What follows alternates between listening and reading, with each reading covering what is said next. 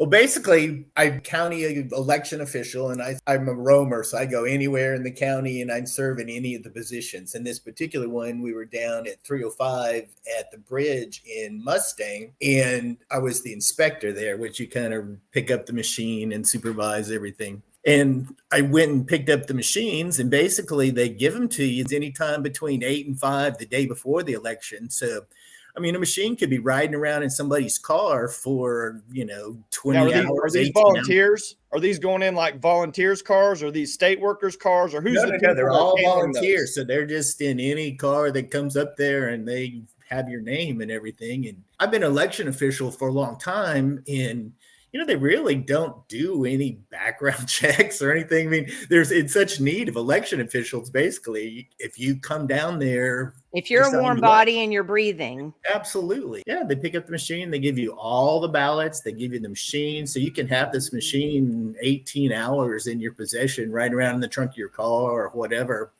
And, under the best of circumstances, I'm sure it's fine. But, if there's nefarious intent somewhere, then, who knows what could happen. So tell us a little bit about the picture of the back of your car here. Well, that's all the things you need to run a precinct, all the documents, all of the election machine, everything. And you can pick that up as early as 8 o'clock the day before. That machine is out in the world for up to, 20, 18 hours or something like that. When I took it back, they actually had the sheriff's deputy walk in with me and recheck my machine at the end of the day. Nobody's ever done that before. I don't know. It's because they replaced the machine, because when I started up the machine in the morning, I looked at it and the time was wrong. So I called them and they brought it, so we didn't use that machine. They were real concerned about the security of that machine because they checked it. They took me into the office with the sheriff and the election supervisor from Canadian County and looked at the machine, looked at all the numbers and everything. And I just thought that was kind of odd when you usually just drop it off in a line outside, but they had me come in and actually examine the machine. The sheriff was in there making sure that the machine was right. Then they pulled out pretty much that same picture you have up there and said, "Did you post this?" I said, "No, I didn't post it." But they were very concerned about the information about that being out, but not really the stuff being out there. Wendi's name is on this. Did Wendi take that picture and she posted it? Is that what happened?